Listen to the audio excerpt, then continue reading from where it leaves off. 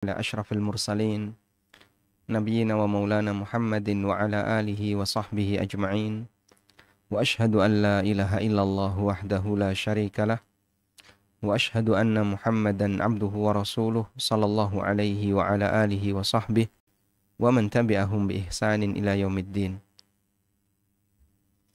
Alhamdulillah, puji syukur kita haturkan kehadirat Allah Subhanahu wa Ta'ala. Di kesempatan pagi hari ini, kembali kita melanjutkan kajian rutin Ba'da Subuh di ANB Channel. Dan insya Allah kita akan melanjutkan pembahasan buku fikih bermadhab. Di poin yang ketiga, bagi Bapak Ibu para pemirsa yang memiliki bukunya, silahkan dibuka di halaman 128. Seperti yang kita pahami bahwa madhab itu jumlahnya sangat banyak. Sejumlah para ulama yang ijtihadnya diikuti oleh para murid generasi setelahnya. Namun mengapa yang terkenal hanya 4 madhab? Seperti yang ma'ruf kita kenal, yaitu Hanafiyah, Malikiyah, Syafi'iyah, dan Hambali. Masih banyak madhab yang lain seperti madhab Zahiriyah, madhab Al-Auza'i, madhabnya Sufyan Ats-Tsauri, dan para ulama yang lain, madhab Imam Laits bin Sa'ad. Tapi kenapa yang lebih terkenal adalah 4 madhab ini? Kita coba baca keterangan yang ada di buku. Keempat madhab yaitu mulai dari Hanafiyah, Malikiyah, Syafi'iyah, dan Hambali merupakan madhab yang paling bertahan di dunia. Hampir tidak ada negara muslim yang kosong dari keberadaan salah satu dari madhab tersebut. Dan realitas semacam ini disampaikan oleh para masyayikh yang penelitian mereka sudah cukup jauh. Di samping itu mereka punya banyak pengalaman terkait masalah penyebaran madhab di dunia. Di antaranya adalah keterangan dari Syekh Muhammad Abu Zahra. Beliau mengomentari posisi 4 madhab. Wa hadhihi kama yu'abbirul fuqaha'u madhahibul amsar. Sebagaimana yang diistilahkan oleh para ulama dengan sebutan madhahibul amsar, madhab dunia, madhab berbagai negeri. Ay annaha allati intasharat fil amsaril islamiyah. Artinya madhab ini yang tersebar di berbagai negara Islam. Wala yakhlu misrun minha. Fala yumkinu ayyujada misrun islami khalin minha. Tidak ada satupun negara Islam yang kosong dari madhab itu. Dan tidak mungkin ada negara yang keempat madhab itu tidak ada.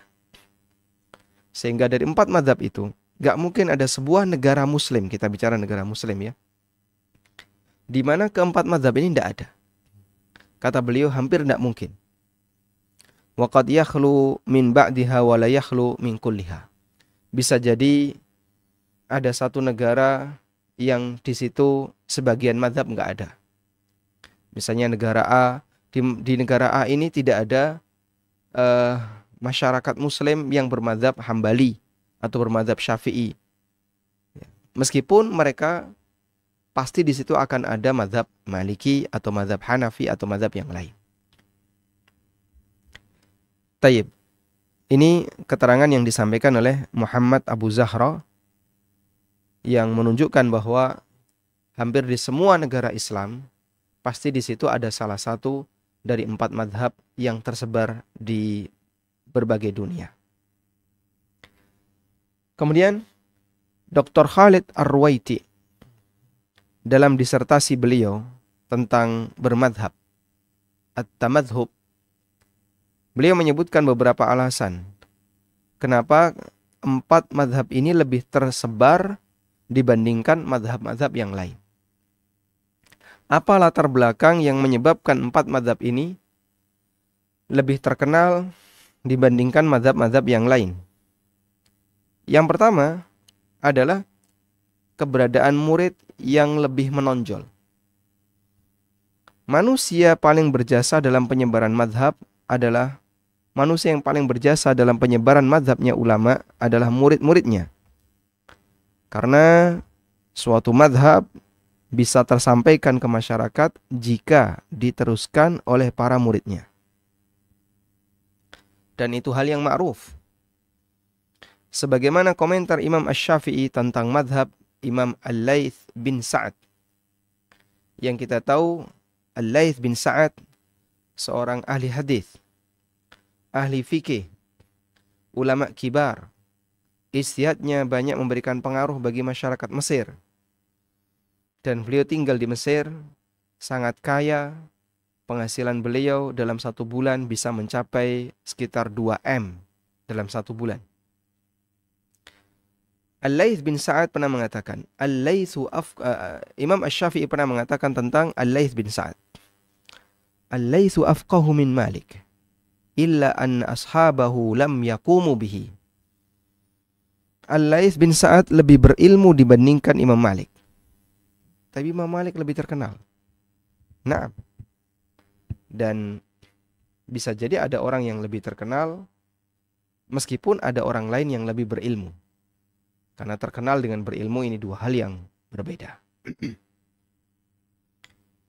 Kata Imam Asy-Syafi'i, Al-Laits afqahu min Malik. Al-Laits lebih berilmu dibandingkan Imam Malik. Illa anna ashabahu lam yaqumu bihi, hanya saja para muridnya tidak melestarikan pendapatnya. Nah, terkadang imam mazhab menjumpai murid yang menyebarkan pendapatnya. Terkadang ketika imam mazhab ini masih hidup, beliau menjumpai murid yang murid itu menyebarkan mazhabnya. Seperti pujian Imam Syafi'i kepada muridnya Al-Muzani. Beliau mengatakan, Al-Muzaniyu nasiru madhabi. Muzani ini pembela madhabku. Dan Al-Muzani termasuk di antara murid senior Imam Syafi'i.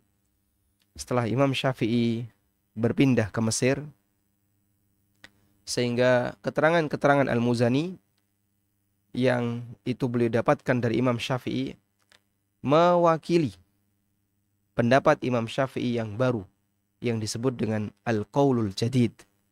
Sebagaimana yang kita pahami bahwasanya Imam Syafi'i punya pendapat lama yaitu Qaul Qadim dan punya pendapat baru yaitu Qaul Jadid.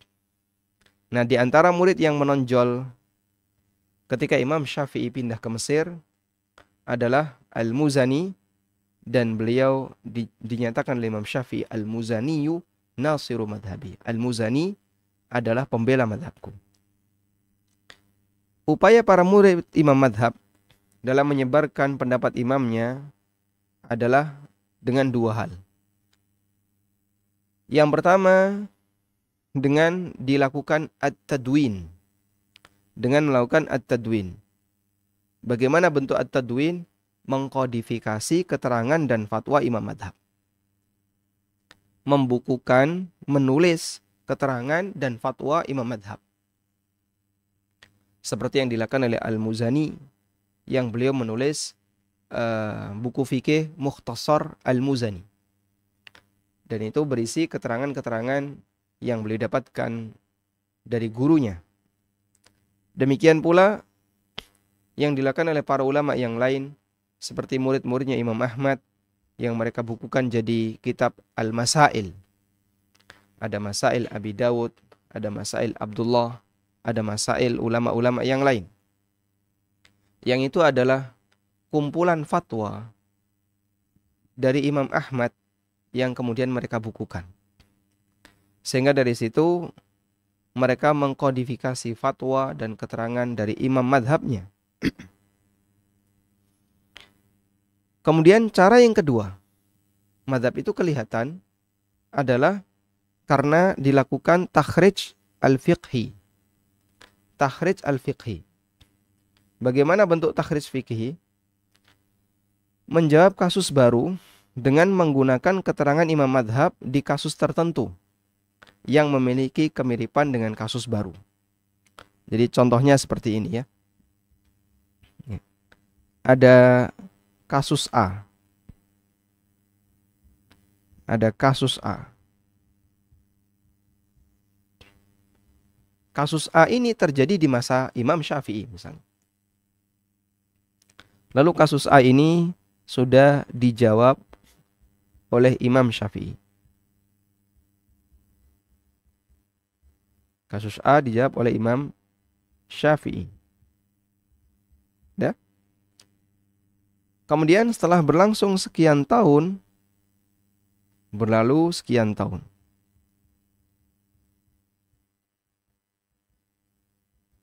Berlalu sekian tahun, ada kasus B. Kasus B ini baru. Karena baru, sehingga tidak dijumpai dalam keterangan ulama masa silam. Lalu kasus B ini didekatkan ke kasus A. Kasus B ini didekatkan, dikiaskan. Dikiaskan. Di situ dilakukan analogi. Saya tulis ini ya. Dilakukan analogi. Oh, kasus B ini mirip seperti kasus A. Kasus B mirip seperti kasus A. Karena mirip seperti kasus A, maka kasus B ini dijawab dengan fatwa Imam Syafi'i untuk kasus A. Dijawab dengan fatwa Imam Syafi'i di kasus A. Sehingga jadinya ditakhrij dari keterangan Imam Syafi'i pada kasus A untuk digunakan menjawab kasus B yang baru. Ini kasus baru.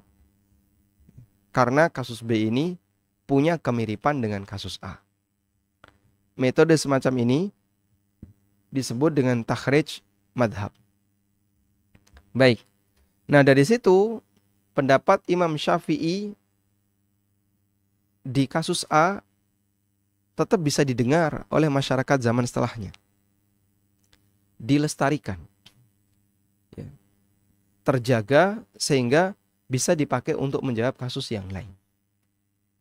Ya, sebenarnya takhrij ini sama dengan metode kias. Namun kalau kias itu berlaku pada dalil, ya. Sedangkan takhrij ini berlaku pada keterangan ulama madhab. Ada kasus A, di kasus A ini sudah ada keterangan dari imam madhab. Lalu ada kasus B yang ini baru, dan ini didekatkan dengan kasus A karena ada kemiripan atau bahkan kesamaan. Kemudian dijawab dengan fatwa ulama Imam Syafi'i misalnya atau Imam Malik pada kasus A karena adanya kesamaan. Baik. Yang kedua,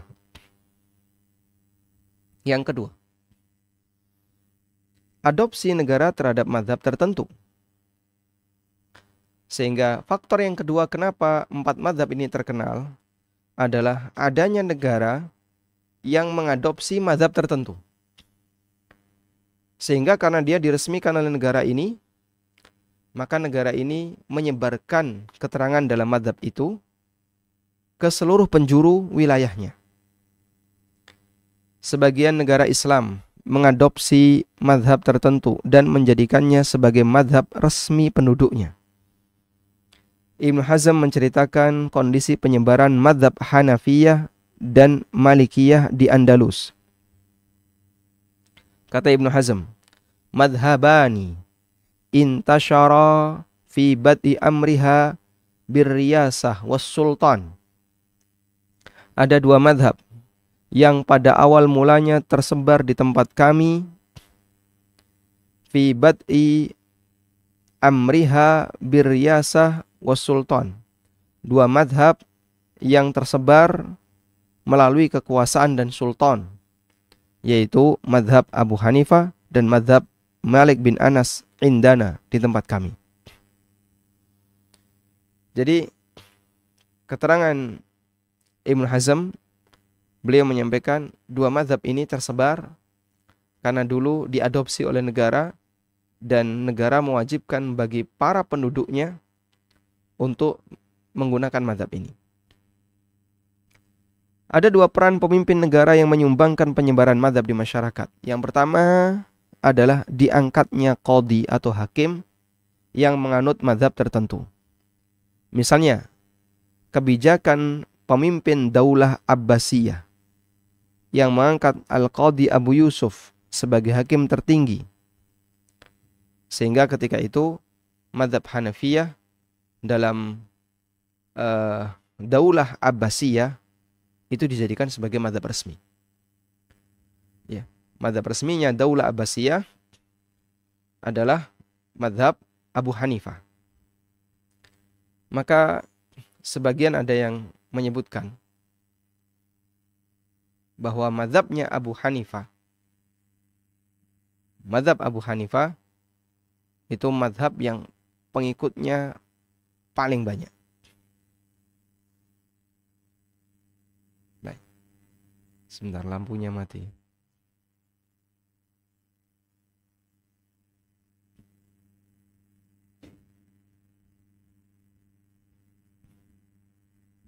Tayyib. Sebagian ada yang menyebutkan bahwa mazhabnya Abu Hanifah adalah mazhab yang pengikutnya paling banyak. Bahkan ada yang menyebutkan pengikut mazhab Hanafiyah itu mencapai sepertiga dari jumlah kaum muslimin di dunia. Contoh yang lain adalah Yahya bin Yahya Al-Laythi, muridnya Imam Malik, yang menjadi kepercayaan pemimpin Andalus. Sehingga beliau menjadi penasihat agama ya para pemimpin Andalus. Ini yang pertama. Jadi negara mengangkat ulama dari mazhab tertentu sebagai qadhi atau hakim yang dengan itu menyebabkan mazhab ini tersebar di negara tersebut. Yang kedua adalah dibentuknya lembaga fatwa yang beranggotakan ulama dengan mazhab tertentu. Adanya lembaga fatwa yang beranggotakan ulama dengan mazhab tertentu. Ad-Dahlawi menjelaskan kenyataan ini di lapangan. Ayu madhabin kana ashabuhu masyhurin wasadda ilaihimul qada wal ifta washtahara tasanifuhum finnas wa darasu darsan zahiran intasyara fi aqtaril ardi. Mazhab apapun yang ulamanya terkenal dan menjadi rujukan dalam qada, dalam peradilan dan fatwa, karya-karyanya tersebar di masyarakat, mereka mempelajarinya secara terbuka, intasyara fi aqtaril ardi, maka akan menyebar di seluruh penduduk di penjuru bumi. Sehingga menyebar karena karyanya diresmikan oleh negara. Lembaga-lembaga fatwanya dilindungi oleh negara. Maka akan lebih mudah untuk menyebar ke penjuru bumi. Ini keterangan Waliullah Ad-Dahlawi dalam kitab beliau Hujjatullahil Balighah. Baik. Faktor yang ketiga, kenapa 4 mazhab ini tersebar adalah lembaga pendidikan atau madrasah yang mengkaji mazhab tertentu. Peran madrasah sangat besar dalam menyebarkan dakwah mazhab tertentu. Hingga kadang ada madrasah yang diberi nama dengan tokoh mazhab tertentu. Misalnya madrasah Syafi'iyah, madrasah Malikiyah dan sebagainya. Al-Wazir Ibnu Hubairah menjelaskan, amma ta'yinul madaris bi asma'i fuqaha muayyanin fa innahu la ara bihi ba'san. Penyebutan madrasah dengan nama ulama tertentu menurut saya bukan masalah. Dan dulu sudah ma'ruf ada madrasah Syafi'iyah, ada madrasah Malikiyah, ada madrasah Hanafiyah atau madrasah Hambali. Sehingga madrasah itu diberi nama dengan nama madhab. Terkadang ada sebagian khalifah yang berperan membangun madrasah tertentu. Seperti yang dilakukan oleh Salahuddin Al-Ayyubi, beliau menyumbangkan 2 bangunan madrasah di Mesir, yaitu madrasah untuk Malikiyah dan madrasah untuk Syafi'iyah. Karena 2 mazhab ini yang tersebar di Mesir.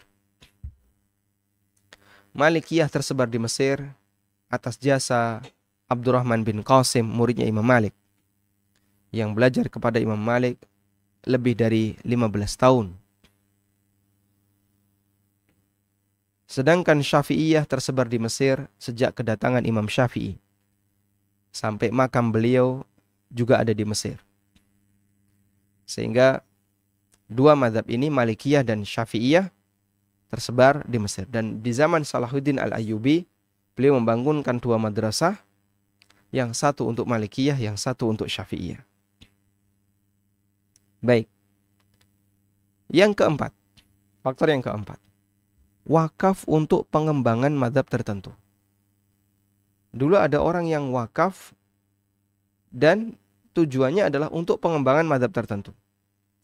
Terkadang ada donatur yang menyumbangkan dana untuk penyebaran fikih mazhab tertentu. Seperti yang diceritakan oleh Ibnu Rajab, bahwa terkadang ada ulama yang mengajarkan mazhab A, padahal aslinya dia bermazhab B. Jadi ada orang kaya ya. Ini uang saya wakafkan senilai sekian ratus dinar. Dibayarkan untuk ulama siapapun yang mengajarkan mazhab A. Ulama X bermazhab B.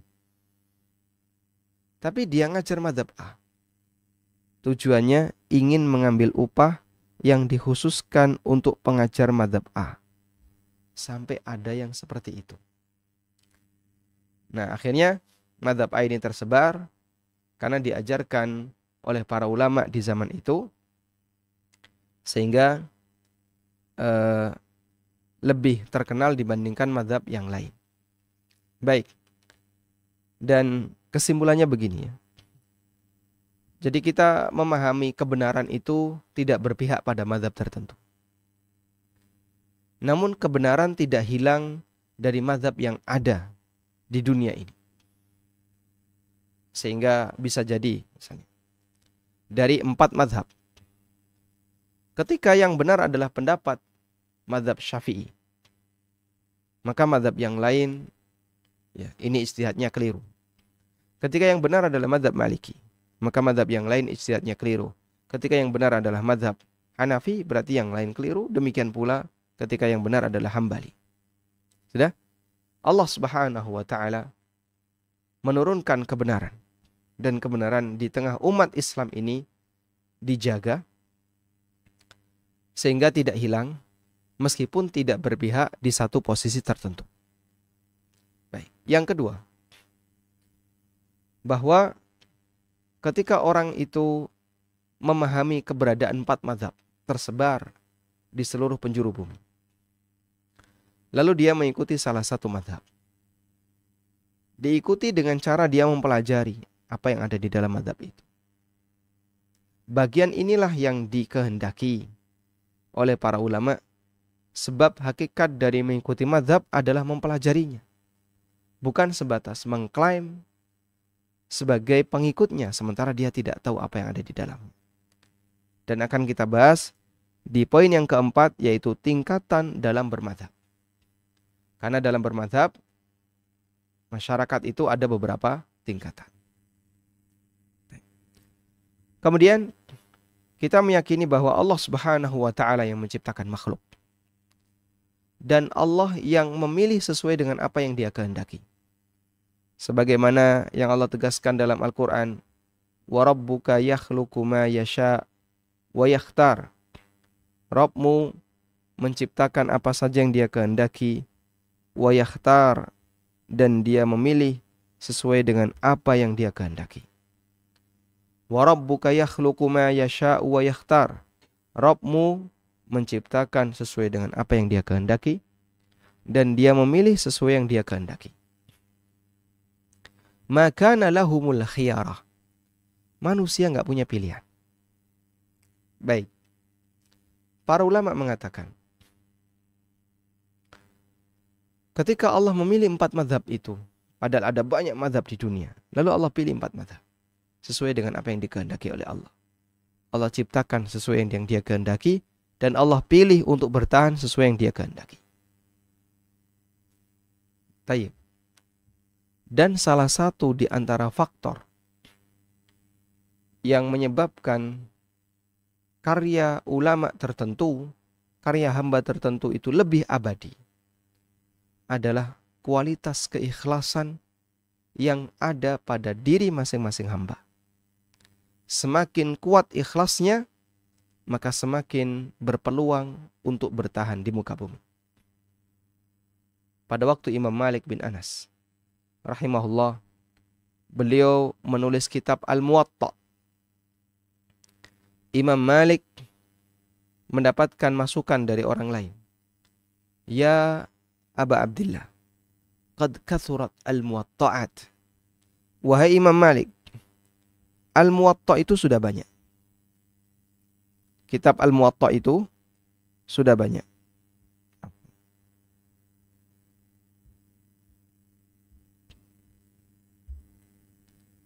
Wahai Imam Malik, kitab Al-Muwatta itu sudah banyak. Kenapa kamu menulis kitab Al-Muwatta? Lalu apa kata beliau? Ma kana lillahi abqa. Apa yang dilakukan ikhlas karena Allah, maka itu yang lebih abadi. Apa yang dilakukan ikhlas karena Allah, itu yang lebih abadi. Sehingga Anda bisa saksikan realita di zaman sekarang. Waktu Imam Malik menulis kitab Al-Muwatta, ada masukan, kitab semacam ini sudah banyak. Kenapa kamu menulis? Sekarang mana Muwatta yang lain selain karyanya Imam Malik yang ada dan kita saksikan di zaman ini? Padahal dulu disebutkan kitab semacam ini sudah banyak. Kenapa kok Anda menulisnya? Sekarang kita lihat. Al-Muwatta mana selain Muwatta'nya Imam Malik yang tersebar di masyarakat kita di zaman sekarang? Kita tidak menjumpai Muwatta'nya Imam Malik. Kita tidak menjumpai kitab Al-Muwatta selain Muwatta'nya Imam Malik. Padahal itu beliau tulis ya sekian lebih dari 1000 tahun yang lalu kan. Imam Malik meninggal sekitar tahun 189 kalau tidak salah. Imam Abu Hanifah meninggal tahun 150, Imam Malik sekitar tahun 189. Berarti sudah lebih dari 1200 tahun. Sekarang 1443. Lebih dari 1400 tahun, 1200 tahun. Bertahan. Kitab yang bertahan lebih dari usia 1200 tahun. Wa rabbuka yakhluqu ma yasha' wa yakhtar.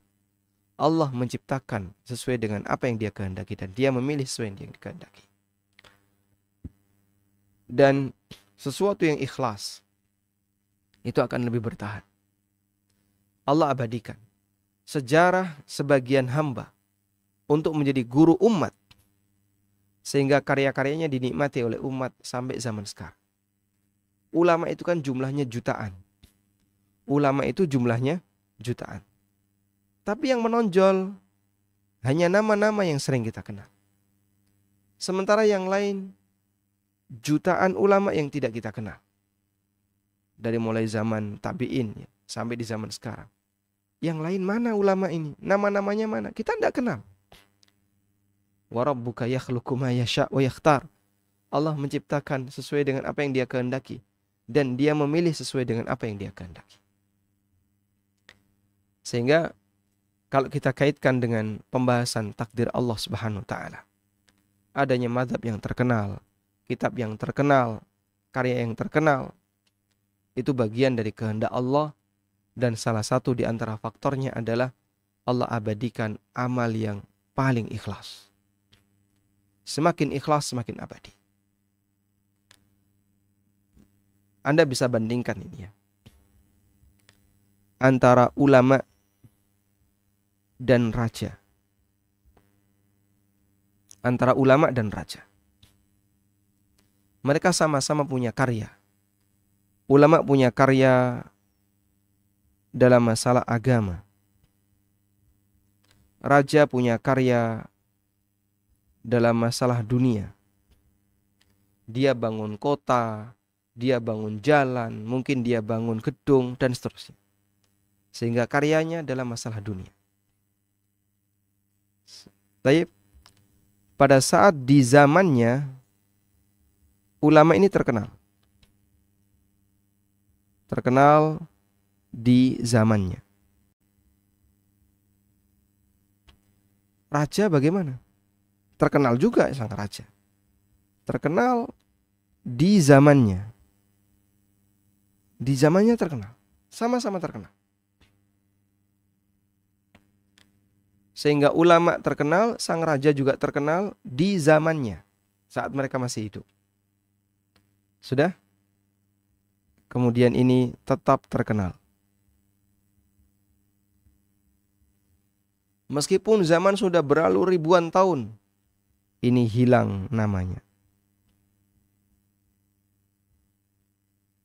Setelah sekian ratus tahun, sudah tidak lagi dikenal. Tertulis dalam sejarah, meskipun masyarakat tidak mengenalnya. Tertulis dalam sejarah, tapi masyarakat tidak mengenalnya. Nama raja ini mungkin ada dalam buku-buku sejarah, tapi masyarakat tidak mengenal. Allah Subhanahu wa ta'ala abadikan karya dalam urusan agama, dan Allah hilangkan karya dalam urusan dunia, sehingga hilang namanya. Kasih contoh Pak, kasih contoh. Baik, saya kasih contoh. Pada waktu Imam Malik hidup. Ya. Di zaman beliau ada gubernur Madinah. Terkenal nggak gubernur Madinah? Oh, terkenal. Itu penguasa. Baik.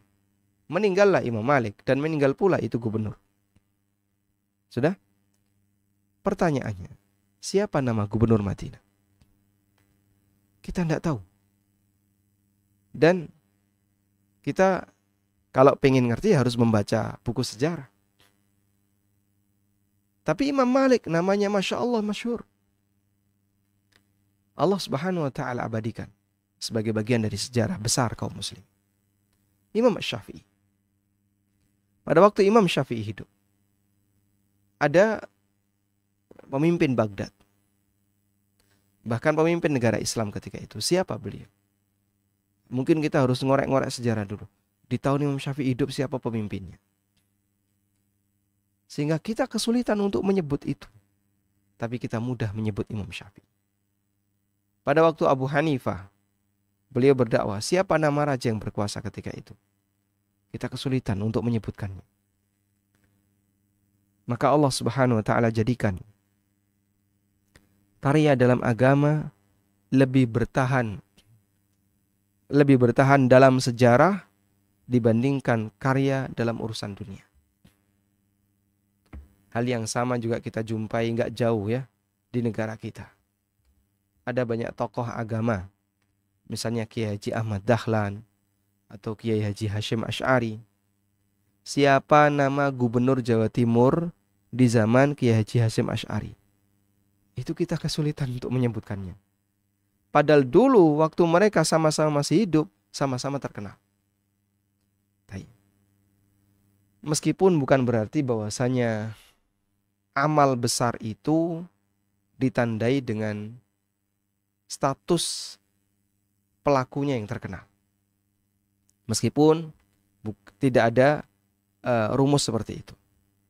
Sehingga tidak ada istilah amal besar itu sebanding dengan terkenalnya pelakunya. Tidak ada kaidah semacam ini. Saya nyatakan kaidah semacam ini tidak ada. Ada amal besar tapi pelakunya nggak terkenal. Apa ada, Pak? Amalnya sangat besar tapi pelakunya tidak terkenal. Ada. Siapa itu? Amal apa itu? Amal dalam urusan agama, amal besar tapi pelakunya tidak terkenal. Yaitu para rasul yang tidak diceritakan oleh Allah Subhanahu wa ta'ala. Karena Allah sebutkan dalam Al-Quran, ada nabi yang tidak diceritakan oleh Allah Subhanahu wa ta'ala.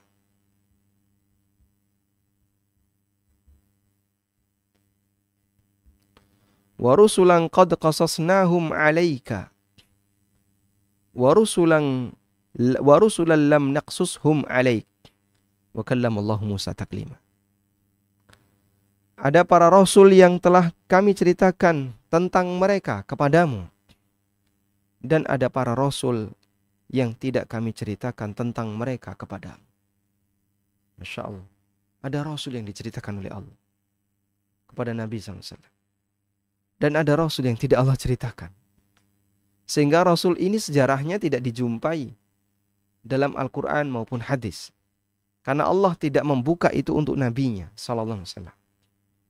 Sehingga manusia yang lain nggak mungkin tahu. Nabi saja nggak tahu. Padahal itu berita gaib masa silam. Dan jumlah rasul sangat banyak. Ini contoh. Ada amal besar namun tidak nampak dalam sejarah. Karena Allah tidak nampakkan. Dan itu tidak membuktikan berarti beliau tidak ikhlas atau bagaimana, tidak. Meskipun salah satu di antara indikator keikhlasan adalah amal itu diabadikan oleh Allah Subhanahu wa taala. Namun bukan berarti ketika amal itu disebutkan dalam sejarah, tidak disebutkan dalam sejarah, berarti pelakunya tidak ikhlas. Bukan berarti demikian. Sehingga ada mazhab Zahiriyah, ada mazhab Imam Laits bin Sa'ad, ada mazhab Al-Auza'i, ada mazhab Sufyan Ats-Tsauri dan para ulama yang lain. Kenapa kok ini nggak muncul di permukaan? Apakah tokoh-tokoh ini nggak ikhlas? Jawabannya, tidak kita katakan nggak ikhlas. Karena tidak menunjukkan demikian. Sebagaimana ada Rasul yang tidak dinampakkan oleh Allah Ta'ala namanya. Tidak Allah ceritakan kepada sang Nabi Sallallahu Alaihi Wasallam. Sehingga manusia yang lain tidak tahu. Ada Rasul yang diceritakan dan ada yang tidak diceritakan. Meskipun mereka ketika berdakwah sangat ikhlas untuk Allah Subhanahu wa taala. Demikian pula ulama yang mereka mengajarkan agama, mereka ikhlas. Namun kenapa mazhabnya hilang? Ya. Tidak nampak di permukaan. Bukan berarti kalau mereka tidak ikhlas. Wallahu a'lam. Demikian yang bisa kita sampaikan sebagai pengantar. Semoga bermanfaat. Wassallallahu ala nabiyyina Muhammadin wa ala alihi wa sahbihi wasallam. Dengan semakin berkembangnya dakwah yang disampaikan melalui ANB Channel yang diisi oleh Ustadz Amin Nurbait, Ustadz Wira Mandiri, Ustadz Ristian Rangil, Ustadz Amir As-Soronji, Ustadz Musa Jundana, Ustadz Muhammad Abu Rifai, dan para asatidzah Jogja lainnya, serta untuk meningkatkan pelayanan kepada kaum muslimin melalui Yayasan Amal Abadi Indonesia yang mengelola lembaga Indonesia Bersih Riba, tim perawat jenazah Al-Baqi, konsultasi zakat dan waris. Insya Allah akan dibangun kantor dan studio ANB Channel yang representatif serta kantor Yayasan Amal Abadi Indonesia. Mari dukung dengan menginfakkan sebagian harta kita melalui Bank Syariah Indonesia atas nama Yayasan Amal Abadi Indonesia dengan nomor rekening 7441998877. Jazakumullah khairan wa barakallahu fikum.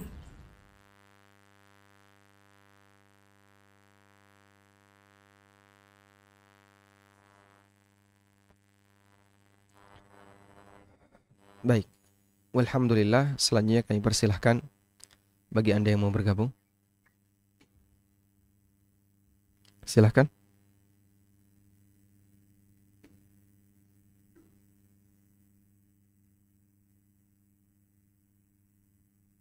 Silahkan, Bapak. Assalamualaikum warahmatullahi wabarakatuh. Waalaikumsalam warahmatullahi wabarakatuh. Izin bertanya, Ustaz. Saya kan udah melakukan sholat sunnah rawatib, Ustaz, yang duhur dan asar itu yang 4 rakaat, Ustaz. Dan saya selalu berusaha itu sebelum azan atau minimal azan itu udah di masjid gitu. Masya Allah. Barakallahu fikum. Kalau di masjid yang nggak biasa saya sholat, saya selalu sholat di depan biar muadzin itu tahu kalau saya lagi sholat. Kadang-kadang baru dapat 2 rakaat itu udah di iqomah gitu, atau 2 rakaat selesai, yang 2 rakaat berikutnya baru dapat 1 rakaat itu udah di iqomah gitu. Apakah saya harus mengkodok yang tinggal tadi Ustaz ya.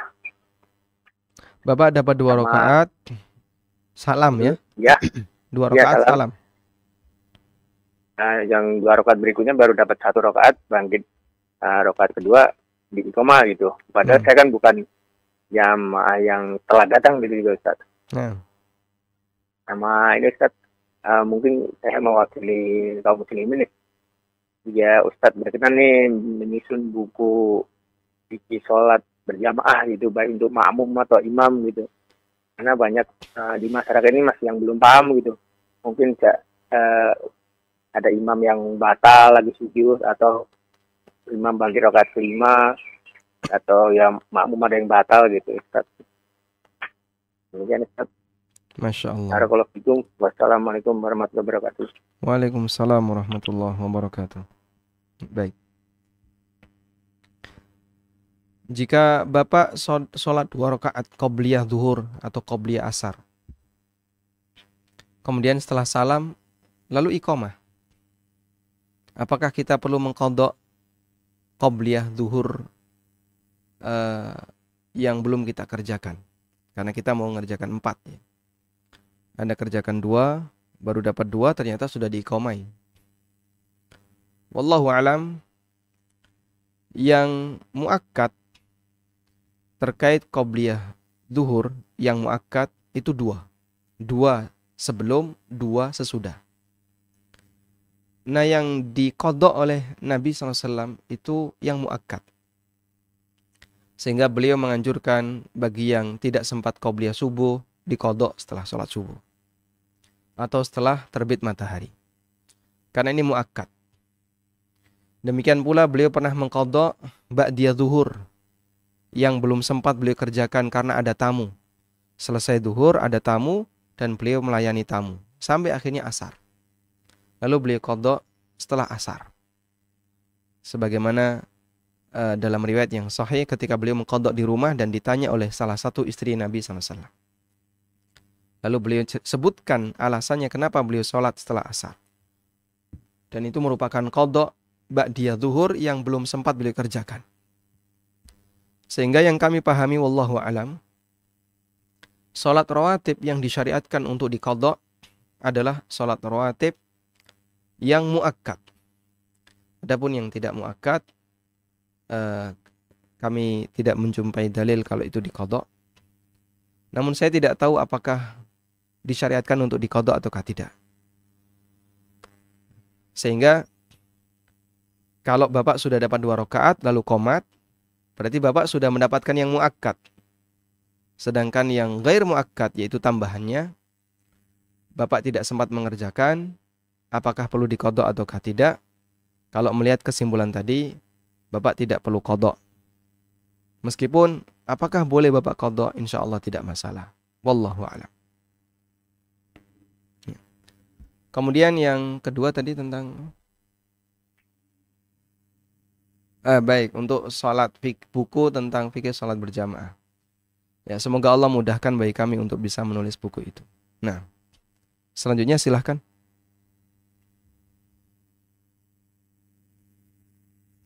Silahkan, Anda sudah terhubung.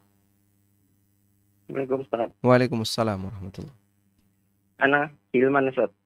Tafadhal Pak Ilman. Sulawesi Tengah, Luwu. Tafadhal Pak Ilman. Bekerja di kantor pajak Ustaz. Nah, di lembaga yang anak kerja ini, Kementerian Keuangan, itu ada kesempatan untuk pindah instansi Ustaz.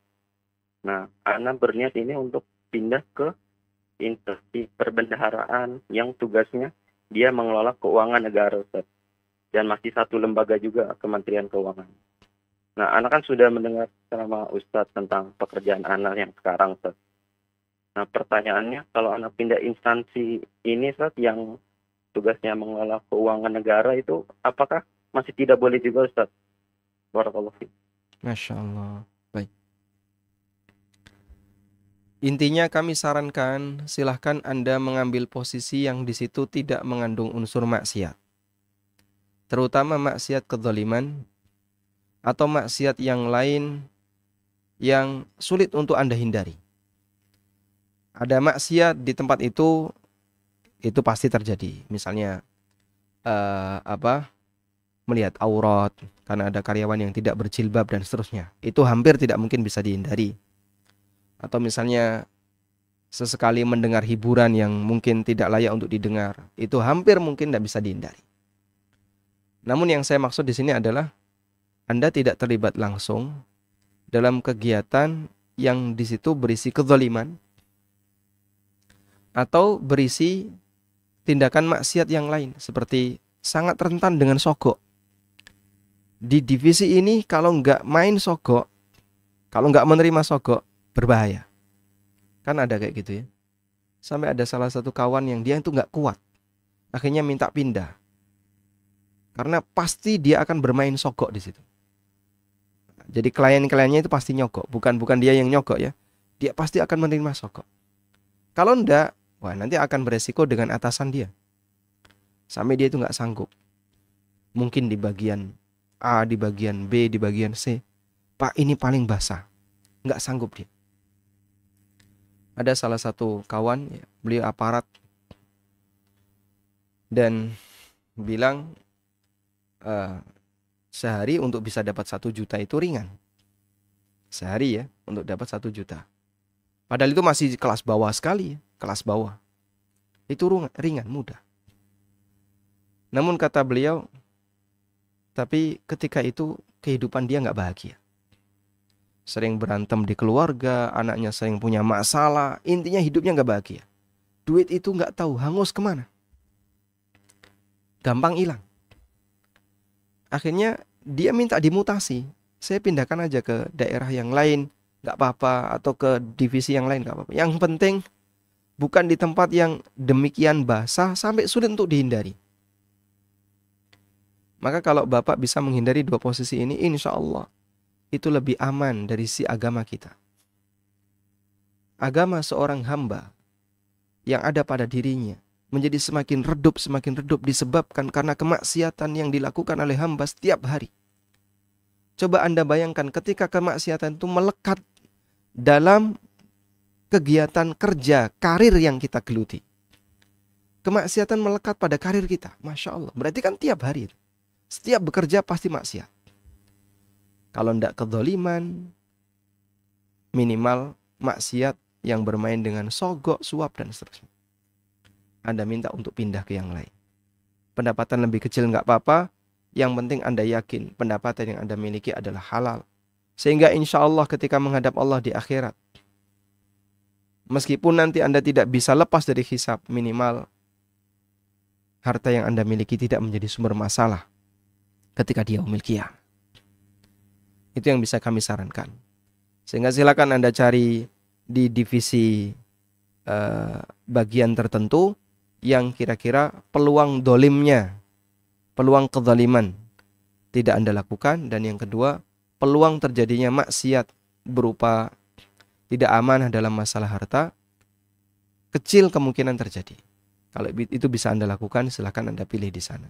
Wallahu a'lam. Baik, silahkan. Halo, Assalamualaikum. Waalaikumsalam warahmatullahi. Silakan Bapak. Ingin bertanya soal waris. Nah. Apa Ustaz? Orang tua kan sudah lama.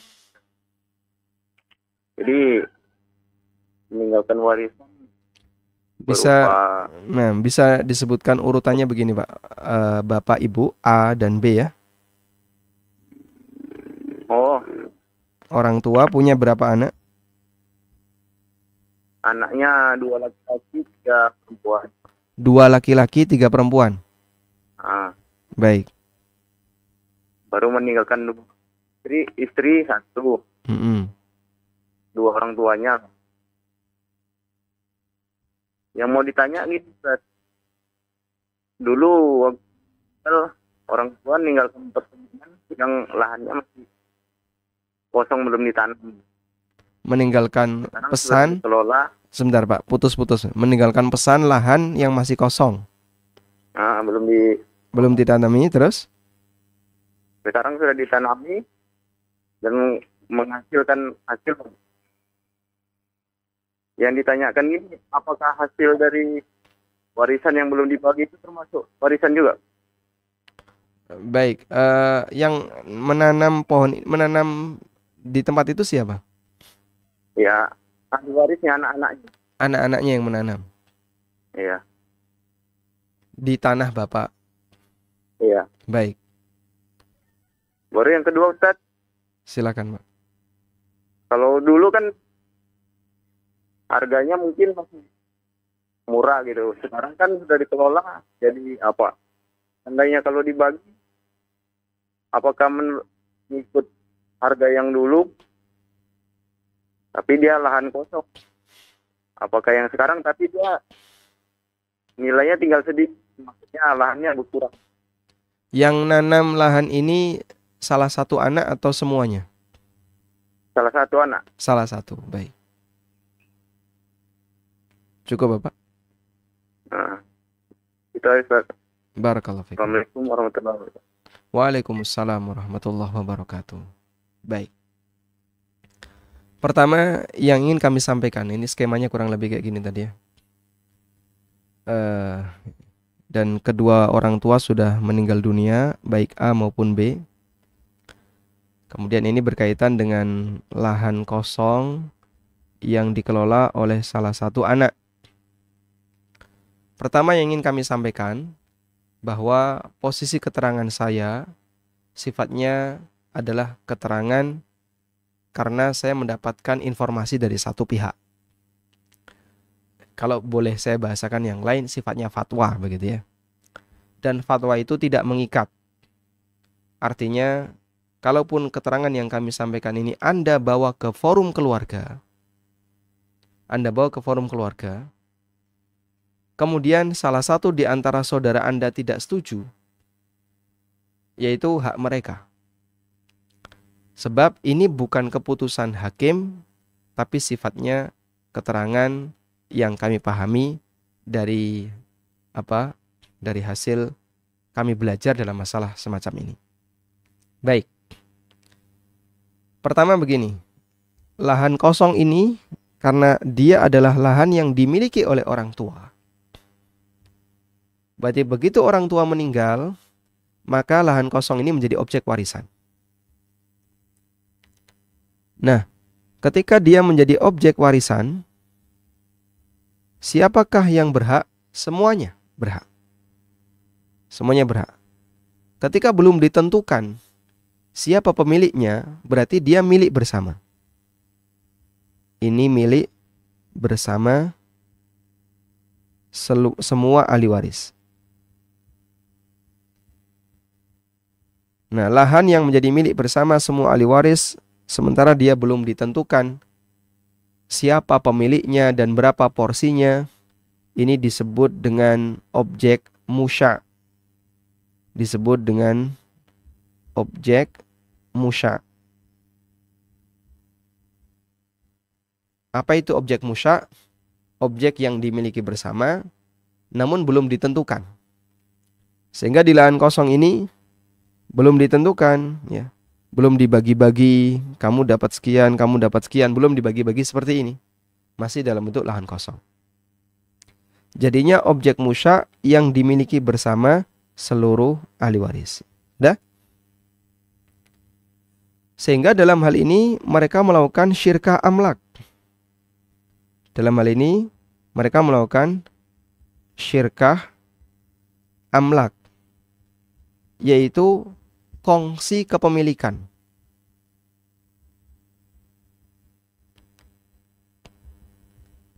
Karena mereka kongsi kepemilikan, berarti ketika itu ada hasil, maka hasil itu dibagikan kepada anggota kongsi.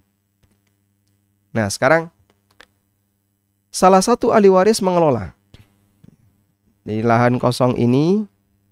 Jadi kalau ini tadi ada 5 anak ya, saya kasih nama aja. Dari 5 anak ini, P, Q, R, S, T. 5 anak. P, Q, R, S, T.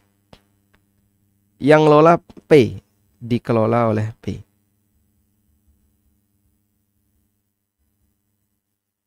Baik. Setelah dikelola P, ini kan ada hasil. Maka yang jadi pertanyaan, ini milik siapa? Hasil ini.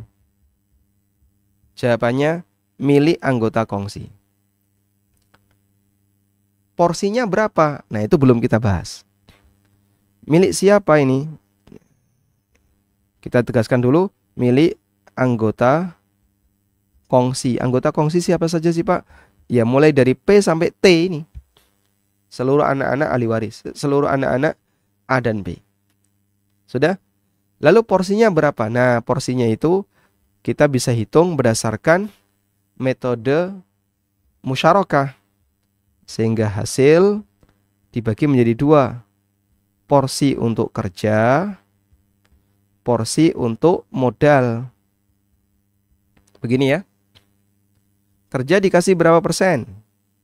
Misalnya dikasih 60%. Misalnya ya. Modal dikasih berapa? 40%. Modal berarti kan sisanya. Nah, ternyata modal itu ada dua. Ada modal berupa lahan dan ada modal berupa biaya tanam. Begini ya. Ada modal yang berupa lahan, modal biaya tanam. Nah, ini nanti dihitung porsinya. Setelah dihitung, anggap ya. Ketemu dari 40% itu lahan 15%. Yang biaya tanam 25%. Misalnya ya, ini saya hanya ngasih angka contoh. Sudah. Berarti haknya P karena P yang ngelola ya. Hak P sama dengan 60% dari hasil karena dia yang kerja plus 25% dari biaya tanam yang dia keluarkan plus dia punya hak lahan juga sekian persen. N kali 15% ya dari modal lahan. Kurang lebih perhitungannya kayak gini. Sudah? Kalau lahan itu belum dijual, berkaitan dengan hasil hasil yang ditanam di atas lahan itu nanti bisa dilakukan pembagian seperti yang tadi kita sebutkan. Tapi angkanya ini disesuaikan dengan kesepakatan. Untuk kerja dapat berapa, modal dapat berapa. Nanti modal kan ada yang bentuknya modal lahan. Nah, modal lahan itu kan semua anak punya. Dan ada yang biaya tanam. Nah, biaya tanam ini yang dikeluarkan oleh pengelola. Dihitung ya. Lalu dari situ nanti akan kelihatan berarti haknya P sekian. Dan lahan tetap jadi milik bersama. Baik, kalau lahan dijual bagaimana, Pak? Kan harganya jadi naik. Nah, ketika lahan dijual harganya jadi naik, kenaikan itu mungkin bisa dihitung. Ini atas peran siapa? Oh, atas peran P. Baik, kenaikan karena atas peran P. P dikasih fee berapa? Karena dia yang menaikkan harga. Yang menyebabkan lahan itu jadi mahal. Oh, P dikasih fee sekian. Dengan cara seperti itu, wallahu alam, insya Allah akan lebih adil. Sebab siapa yang bekerja, dia turut mendapatkan hasil dari apa yang dia usahakan. Wallahu alam. Baik, demikian yang bisa kita sampaikan. Semoga menjadi kajian yang bermanfaat.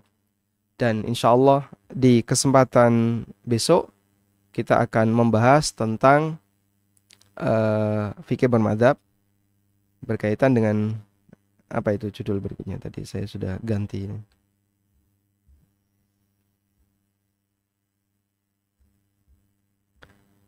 Berikutnya adalah tentang haruskah atau tingkatan ya. Nah, tingkatan dalam bermadzhab. Tadi saya sudah ganti slide bukunya. Tingkatan dalam bermadzhab. Mulai dari halaman 132. Nah, nanti di sini kita bisa melihat ya. Sebenarnya hakikat dari bermadzhab itu seperti apa sih? Hakikat dari bermadzhab itu seperti apa? Itu bisa kita pelajari dengan melihat tingkatan masyarakat dalam bermadhab. Wallahu a'lam. Demikian yang bisa kita sampaikan, semoga bermanfaat.